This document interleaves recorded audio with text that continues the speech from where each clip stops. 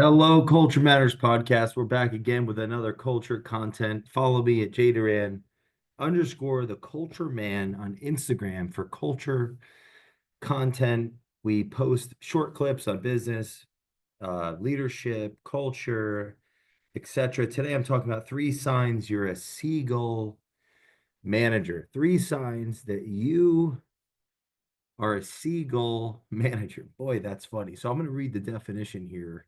I'll screen share for the YouTubers what a Seagull manager is. Apparently, that's a manager who only interacts with their employees when a problem arises, swooping in to criticize or offer quick solutions without fully understanding the situation and leaving the team to deal with the aftermath.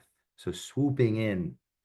So three signs I'd say of someone in that state. First of all, in the defense of those in that state, if they're likely, I mean, I hope a founder of an organization because the founding psychology of the organization is different than the executive psychology of the organization.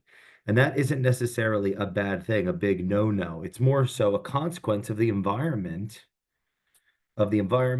the education, of the experience, of the impulse to start an organization in the first place. Now, my goal here is not to make excuses for that type of behavior, but to help maybe you understand where you're at in your own journey of business or have greater empathy and awareness and ability to interact with those that maybe you aren't the founder or you aren't the person in a position of authority to relate to them at a higher level, a better nature. I want to try to speak to both the employer and the employee here and not make justifications, but hopefully give some insights.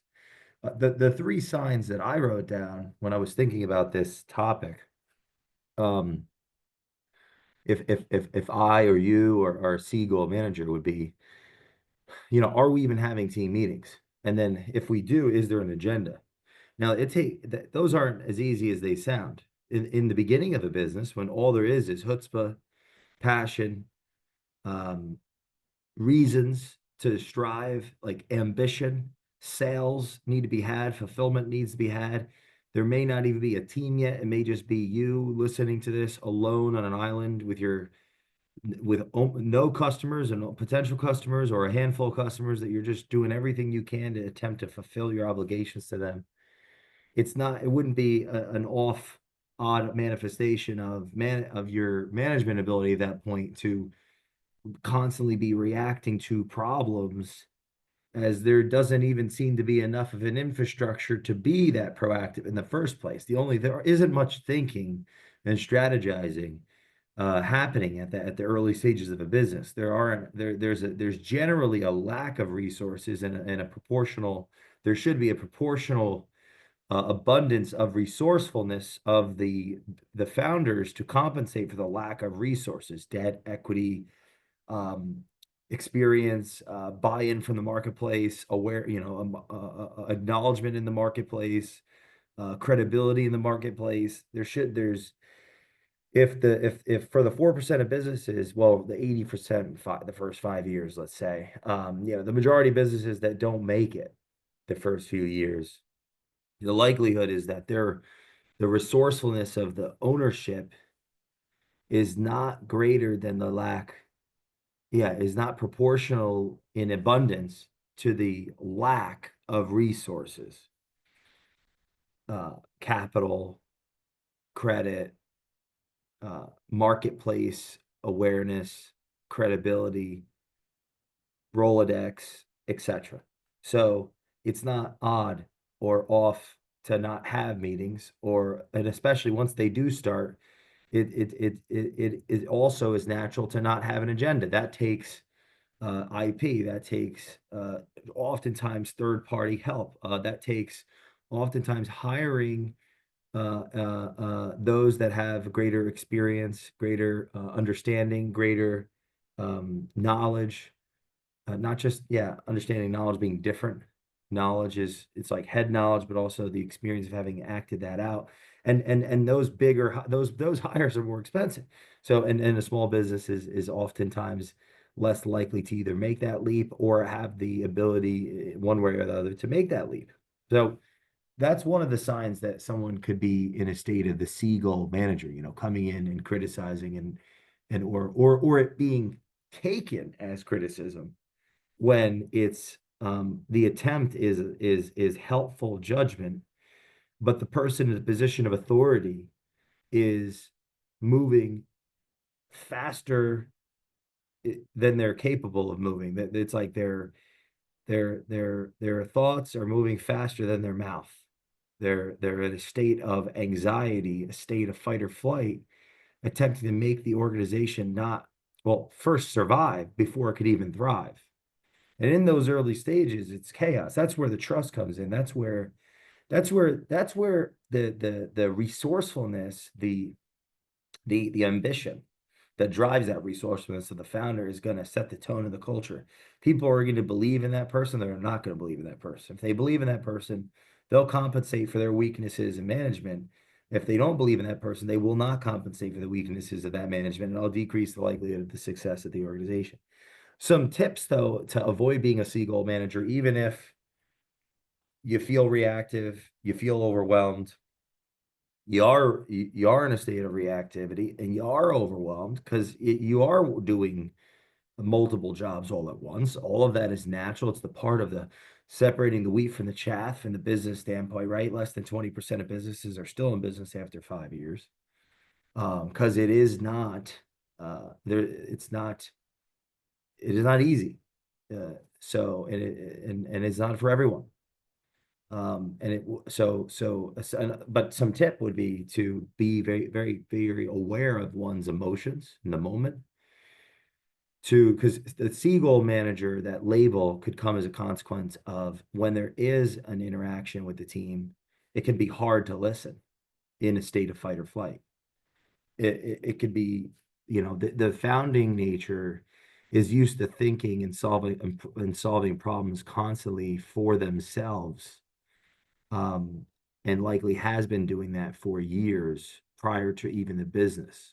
They could easily have come from a culture, a much larger culture, where they didn't feel heard and they felt alone on an island. And they were ambitious and a top performer. They were used to doing things themselves. And now they have their own business and they're going to continue being in that silo. And the irony of that is they end up alienating the people that end up working for them the same way that they felt alienated at the much larger culture that they came from. The bureaucratic political code that happens all the time in small business. That it's the tenured, experienced, competent, ambitious former executive or former higher up of some much larger culture, after a term of disempowerment and alienation and perceived insubordination, now they're on their own, doing their own thing, and in seeking absolute control over their destiny, ultimately without their own awareness, undermining the people around them that are trying to help them and serve them. And there are those ugly phases. This is where team building comes in, meaning spending quality time. Spending time and having a conversation with the team can be extremely difficult, but it does have to happen. It At some level, never underestimate what hard work, sacrifice, true buy-in can do to move a culture, because the team is going to see the values of the leadership lived out as the leadership works with the customers, and they really show the values in how they serve the customers rather than having to teach the team the values with their words. And in tons of meetings, they'll actually, the team will see the values being acted out and lived out as it relates to the buy-in and the ownership of the customer. So don't underestimate what can be done. Like oftentimes you'll see, I would argue, a sign that the seagull manager is coming in, or that behavior of the seagull to swoop in, criticize, not really listen, not really hear, not facilitate problem solving in the group, but kind of think for others and alienate. Um, that wouldn't be shit. I just lost the train of my train of thought. This is like really important. I just lost my train of thought. Um, Well, here's one. This is my third one, and maybe it'll help me come back. Is the being an idea machine is a part of that creativity. There's a creativity or a creative aspect to founding a business, and one of the signs of Seagull manager would be like, we just had 11 new ideas. We haven't, and now the leader is bringing in a 12th idea. The team hasn't even executed the last three. And now there's a 12th idea. Oh, here, I know that brought me exactly what I was saying earlier. Disengaged leadership, where they think, so there's two types of owners. There's one that works extremely all like they're engaged, they're all in. There's those that work hard, so they sacrifice and they work for the organization and their sacrifice. And there are those that say and think they do. There are really two camps of owners. There are those that work, and there is those that say and think they do. And the latter, the ones that say and think they do, create disengagement and disenfranchisement and resentment and don't have the respect and trust of their people. And so I believe psychologically that the body picks up on that. The conscience knows when we're not integrated, we're not congruent, our actions, our words, our thoughts are not in alignment, and it makes us more defensive. So the second sign of a seagull leader is either not listening well or not listening at all. And an insecure leader is not going to listen well or not listen at all. They're in a state of fight or flight, not just because they're under pressure, general pressure, because that's a given in the beginning of a business, the lack of resources, right? The lack of buy-in from the marketplace. It's a lot of lack, and the resourcefulness has to compensate for that. The high performance nature, the sacrifice, the all in, the competence, like has to sacrifice for that. But if there's a disengaged management, then that creates even more seagull, all of the above. The meetings are reactive. They're not, if there is an agenda, it flies off the handle and things don't get done. This happens with companies that actually have created success, because like there's that stage where it's nothing. It's for that 20% or less of companies that make it through that the really like lack of resources phase, and it's all reasons and purpose.